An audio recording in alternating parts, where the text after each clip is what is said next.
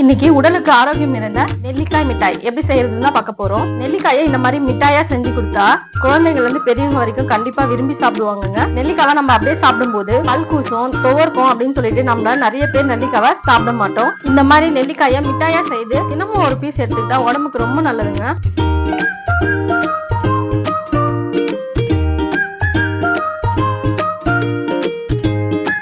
வணக்கம் மக்களே, welcome back SVSH சமையல் vlog. நம்ம சேனலை சப்ஸ்கிரைப் பண்ணி பெல் பட்டனையும் கிளிக் பண்ணி வச்சுக்கோங்க. வாங்க வீடியோக்குள்ள போலாம்.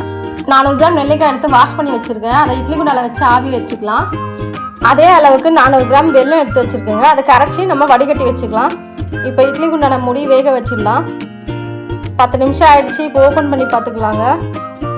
பாருங்க, நல்லா வெடிச்சு வந்திருக்கு. இதை கொஞ்ச நேரம் ஆற விட்டுட்டு உள்ள இருக்க கொட்டையை எடுத்துட்டு நம்ம சத பகுதியெல்லாம் எடுத்து வச்சிடலாம். ஒரு 3 துண்டு இஞ்சி வச்சிருக்கேன். இதே நம்ம மிக்சியில போட்டு நல்லா மைய அரைச்சிக்கலாம். பாருங்க, நம்ம நெல்லிக்காய் மிட்டாய் செய்யறதுக்கு பேன் வச்சிருக்கேன். கேஸ்ல வெல்லம் தண்ணி கரைச்சி வச்சிருக்கேன். அதை ஊத்திக்கலாம். இதை கரைச்சி ஃபில்டர் பண்ணி வச்சுக்கோங்க. பாருங்க, நெல்லிக்காயும் இஞ்சியும் போட்டு நல்லா மைய அரைச்சாச்சு. இப்ப நம்ம இதை வெள்ளை கரைசல்ல போட்டுடலாம். நல்லா மிக்ஸ் பண்ணி விட்டுடலாம்.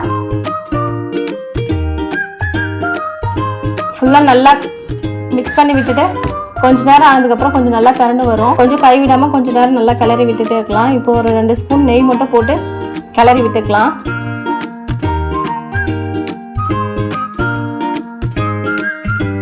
பாருங்க, இப்போ ஓரளவுக்கு நல்லா திரண்டு வந்துருச்சு. இப்போ நான் எடுத்து வச்சிருக்க ஒரு எலுமிச்சம்பழம், அதை சாறு நல்லா பிழிஞ்சு விட்டுக்கலாம். இப்போ இதையும் நல்லா பிழிஞ்சிட்டு நல்லா கிளறி விட்டுடலாம்.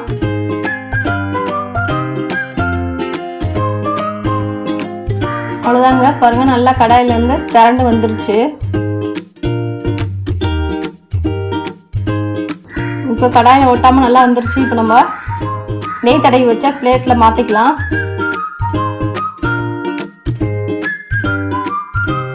பிளேட்டில் மாற்றி நம்மளுக்கு தேவையான அளவுக்கு நம்ம அதை நல்லா பரப்பி விட்டுடலாங்க.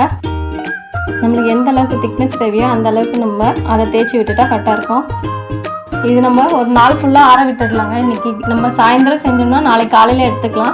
இல்லை நீங்கள் காலையிலே செஞ்சிங்கன்னா சாயந்தரம் கட் பண்ணி எடுக்கலாம். அந்த மாதிரி வச்சுக்கலாம். நான் நைட் ஃபுல்லாக ஆற விட்டுட்டேன். பாருங்கள், இது போய் இது கரண்டி வச்சு இந்த மாதிரி எடுத்து விட்டுக்கலாம். நீங்கள் கீழே பட்டர் ஷீட் போட்டிங்கன்னா அந்த மாதிரி எடுக்கணும்னு அவசியம் இல்லை. நான் போடலை, அதனால அந்த மாதிரி எடுத்துருக்கேன். நாங்கள் சைடெல்லாம் கட் பண்ணிவிட்டு நம்மளுக்கு எந்த சைஸ் வேணுமோ அந்த சைஸுக்கு நம்ம கட் பண்ணி எடுத்துக்கலாம்.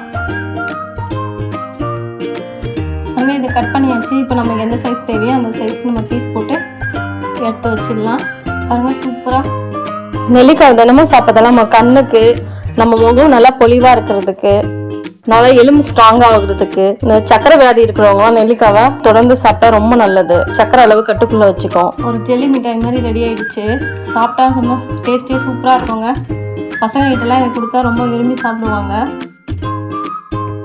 இது மாதிரி ஒரு கண்ணாடி பாட்டிலில் போட்டு நம்ம ஸ்டோர் பண்ணி வச்சுக்கலாம். இது ஒரு வாரம் நம்ம வெளியே வச்சு யூஸ் பண்ணிக்கலாங்க. அதுக்கப்புறம் நம்ம ஃப்ரிட்ஜில் வச்சு யூஸ் பண்ணிக்கலாம். அவ்வளோதாங்க, ஒரு அருமையான நெல்லிக்காய் மிட்டாய் ரெடி ஆயிடுச்சு. கண்டிப்பாக உங்கள் வீட்டில் ட்ரை பண்ணி பாருங்கள். தேங்க்யூ ஃபார் வாட்சிங். நெக்ஸ்ட் வீடியோவில் பார்க்கலாம்.